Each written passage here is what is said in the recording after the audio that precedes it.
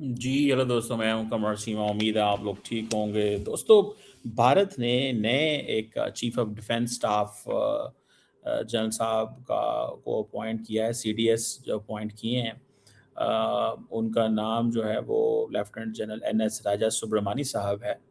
और ये बड़ी इंटरेस्टिंग डेवलपमेंट है। और जो present chief of defence staff है जनरल अनिल चौहान साहब, उनकी टेन्योर मेरा ख्याल है अभी 23 मई को ख़त्म हो रही है। और एनएस राजा सुब्रमणी साहब जो हैं वो अब ज़ाहिर बात है, एक उनकी पोजीशन जो है वो vice chief of staff army staff थी। और अच्छी पोजीशंस में रहे हैं, कमांडिंग अफसर रहे हैं और मुख्तलिफ जगहों पर। ज़ाहिर बात है सेंट्रल कमांड आई थिंक उन्होंने जो है वो की। उसके बाद ये देखिए, आप बहुत देर से गवर्नमेंट इंडियन फैसला कह रही थी कि, और ये स्पेकुलेशन हो रही थी कि कहाँ से कौन आएगा। अच्छा, इसमें इंटरेस्टिंग बात भी है। इंटरेस्टिंग बात ये है कि जो सर्विंग चीफ हैं from all the three services of India, none of them has been chosen for the appointment of this chief of defense staff. This is again a question. You get a retired general, एक retired general साहब को appoint किया गया है. So it has so many meanings. It has so many contacts, and I think people know it. Why they do it? Why they bring a retired person to on this position? Uh, मुझे ऐसा लगता है जो eligibility का question है, ठीक है जी, वो तो ये है कि it should be a 3 star officer, retired और सर्विंग, ठीक है जी। और उसकी जो उम्र है 62 ना हो on the date of appointment. समझ रहे हैं? सो जनरल चौहान जो है वो तो ज़ाहिर बात है वो आए, आई वॉज रिटायर्ड जनरल, उनको अपॉइंट किया गया। अच्छा, ये बड़ी इंटरेस्टिंग चीज़ है।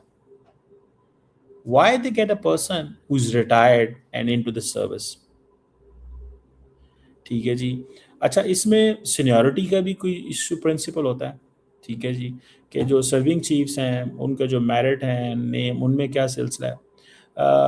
और जो करंट जितने भी 3 सर्विस चीफ्स हैं और उनके जो इमीडिएट प्रेडिसेसर्स जो हैं, अगर आप उनको देखें, बहुत सारे ये जा रहे हैं, मेरा ख्याल है इंडिया के नेवल चीफ भी जा रहे हैं।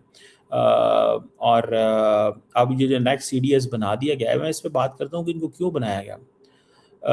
अच्छा, इसमें यहाँ पे प्रिंसिपल ऑफ मेरिट, ठीक है जी, है ना, कि वो कहते हैं नॉट सीनियरिटी, ठीक है जी। और दिस इज़ द क्वेश्चन। और वो समझते हैं कि we have to get a person who is on merit, so it means he couldn't become the army chief. बहरहाल ये भी बड़ी इंटरेस्टिंग पोजीशन है। मेरा ख्याल है जनरल जो द्विवेदी हैं, he was a guy who was very close to, and he thought that he could be one day the CDS. Uh, uh, ये एक CDS बन सकते हैं। दूसरी बात क्या है इसमें, दूसरी इसमें बड़ी इंटरेस्टिंग सिचुएशन है। फॉर एग्जांपल, इसको हम थोड़ा सा स्टडी करते हैं।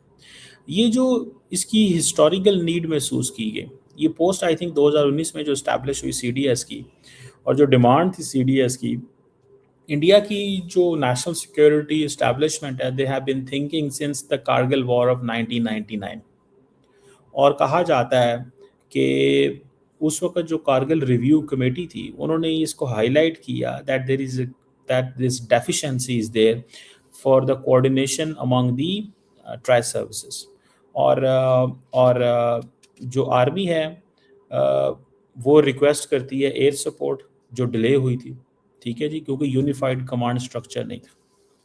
अच्छा, दैट मेक्स सेंस। पाकिस्तान ने भी सारी बात है इस हवाले से नया जनरल मुनीर का जो अहदा क्रिएट किया एंड ऑल दैट। अच्छा, इंडिया के अंदर भी ये था कि भाई जो यूनिफाइड कमांड स्ट्रक्चर होना चाहिए। सिमिलर वो कहते हैं कि जी कोऑर्डिनेशन गैप्स जो हैं, they were found in India China war, ठीक है। these coordination gaps have been found in different positions. So the chief of the staff committee जो है, जो जितने भी लोग इसमें आए हैं, वो जो CDS से पहले जो चीफ ऑफ स्टाफ कमेटी था, वो सीनियर मोस्ट सर्विस चीफ होता था, और रोटेशनल बेसिस पे होता था। और इसमें वो समझते हैं कि जो एडवाइस आती थी वो कोई इतनी कोहेरेंट नहीं आती थी। अच्छा, इसमें एक और चीज़ भी होती है, इसमें राइवलरीज भी होती हैं, ठीक है। Those people who are into this they understand. वो जो राइवलरी होती है ये बड़ी नेचुरल है। पाकिस्तान की एयरफोर्स, नेवी, आर्मी के अंदर भी बहुत सारी चीज़ों के ऊपर आप डिफरेंट ओपिनियन होती है। सिमिलरली इंडिया के अंदर भी बहुत सारी डिफरेंट ओपिनियन होती है। तो ये बड़ा इंपॉर्टेंट फैक्टर होता है कि ये इनको कैसे मैनेज करना है, ठीक है जी।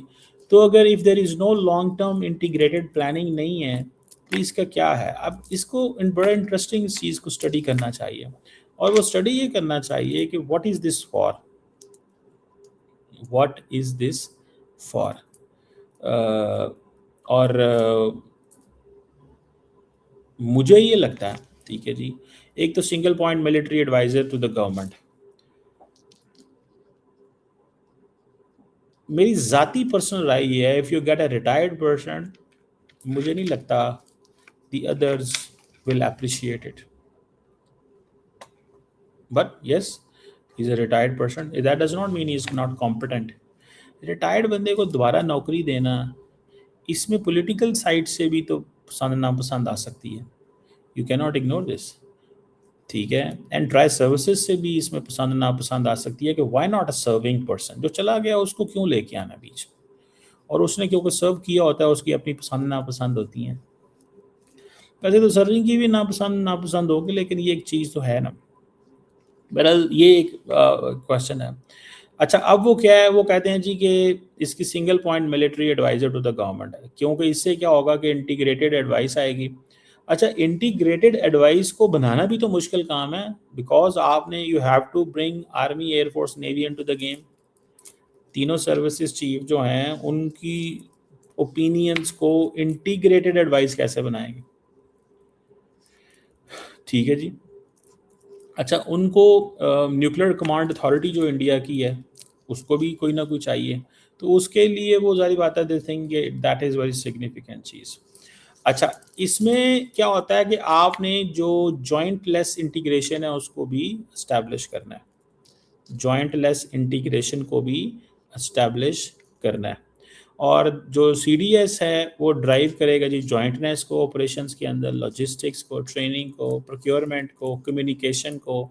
अच्छा, आपको पता ना लास्ट टाइम जो इंडियन सीडीएस है, he was able enough to talk to the Bloomberg where he mentioned the exact word, if I can quote, मैंने कहीं वो लफ्ज़ लिखे थे दैट हाउ जो एग्जैक्ट वर्ड सीडीएस जो उनके चौहान के, क्योंकि हमारे दोस्त नाराज़ हो जाते हैं इंडिया से कि नहीं वो ऐसी बात तो नहीं है, वो तुम लोगों ने पता नहीं क्यों ऐसे करते हो, ठीक है। तो हम उस पर जो मर्जी कहते रहें, but I can quote the exact word.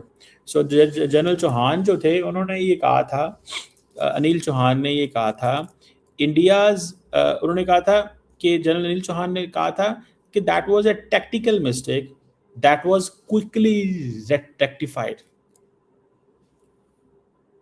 tactical mistake was quickly rectified, and we were able enough to, you know, start a war, or we could able enough to do that in the next 48 hours, ठीक है ना जी।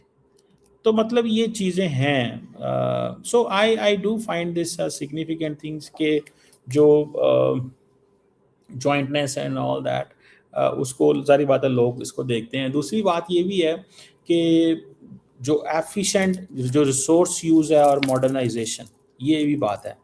जो CDS है वो क्या करेगा, वो prioritise करेगा कैपिटल एक्विजिशन को। मतलब ये है कि नेवी में को क्या चाहिए, एयरफोर्स को क्या चाहिए, नेवी को, आर्मी को क्या चाहिए। मुझे याद है आई थिंक दो तीन एयर चीफ से पहले इंडिया के अंदर जो एयर चीफ थे, तो उन्होंने कहा कि आई थिंक जनरल साहब जो who lost the life in the helicopter, मुझे उनका नाम भूल गया है, मुझे बड़ी बैड हैबिट है नाम भूलने की।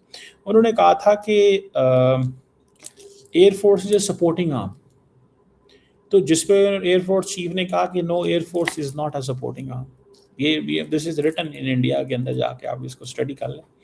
अच्छा, वो ये सारी की सारी क्या क्या चीज़ें, कैपिटल एक्विजिशन से मुराद यही है कि बड़े पैमाने पे क्या चीज़ों को प्रायोरिटाइज करना है, डिफेंस प्लान कैसे करने हैं, गैर ज़रूरी एक्सपेंडिचर वो सीडीएस ने करने हैं। हो सकता है आर्मी, एयरफोर्स, नेवी कुछ नीचे से बना के भेजे, आगे CDS के नहीं, क्योंकि CDS वो समझते हैं कि, मेरी नज़रों में CDS is a guy who will be close to the government. समझ लें गवर्नमेंट का बंदा फौज के अंदर, फौज तो अपने हिसाब से सोचेगी ना, मजीद गवर्नमेंट, क्योंकि टेक्निकल कैपेबिलिटीज नहीं रखती defence minister and prime minister, technical capabilities नहीं रखते, तो they want to have a person जो टेक्निकल कैपेबिलिटीज रखता हो, लेकिन उनके पॉलिटिकल नैरेटिव को और पॉलिटिकल माइंडसेट को समझता हो, जो कि शायद serving air chief, army chief, naval chief ना समझ सकता हो।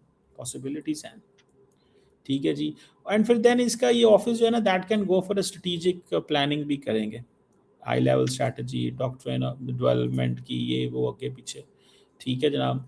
और दूसरा ये है कि सिविल मिलिट्री इंटरफेस बन जाता है, क्योंकि जो CDS है, जो डिपार्टमेंट ऑफ मिलिट्री अफेयर है, उसको हट करेगा डिफेंस मिनिस्ट्री में, तो वो कहते हैं कि ये सिविलियन एंड मिलिट्री का ये फ्रंट फेस है होगा, और बजट शजट ये वो।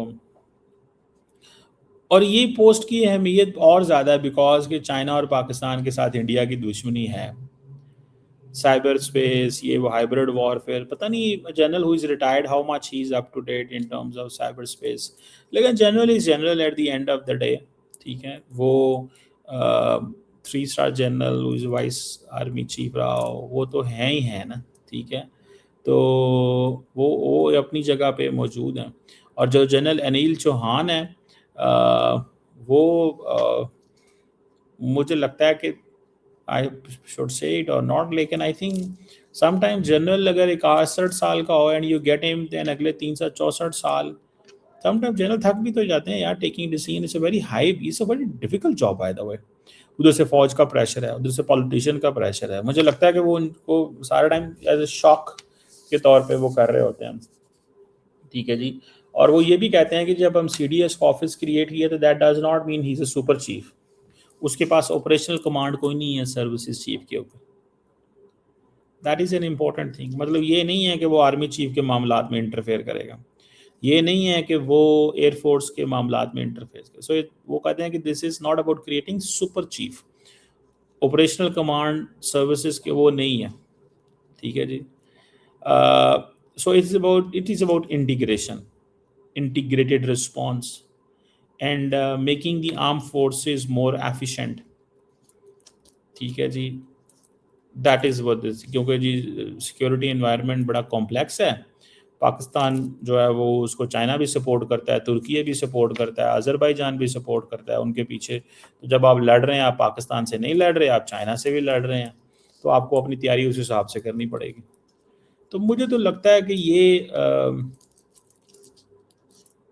rather in terms of jointness, this office is required, but in terms of this model कि ये आपस में जो आर्म फोर्सेस के बीच में वो रहता है, तो वो एक चीज़ रहेगी, मुझे लगता है it is not going away, ये इतना वो उस तरह नहीं जा रहा, ठीक है।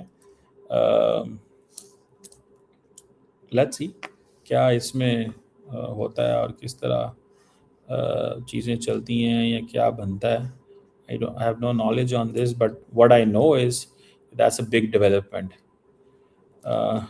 एक बड़ी डेवलपमेंट है, और इसकी जारी बात है it has the consequences, इसके consequences भी हैं। Let's see,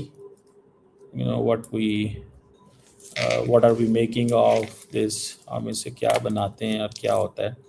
लेकिन एक चीज़ तो बड़ी क्लियर है, that India and Pakistan, they are going to they're going to stay adversaries or enemies, वो तो कोई चीज़ जो है वो ख़त्म नहीं होने जा रही। That's what I see, that's what I find. और ये जनरल साहब जो आ रहे हैं, he will have the same legacy left by the previous general साहब्स, लड़ाई, फाड़ लो मार कुटाई, ये रहेगा, ये नहीं जा रहा। So interesting times.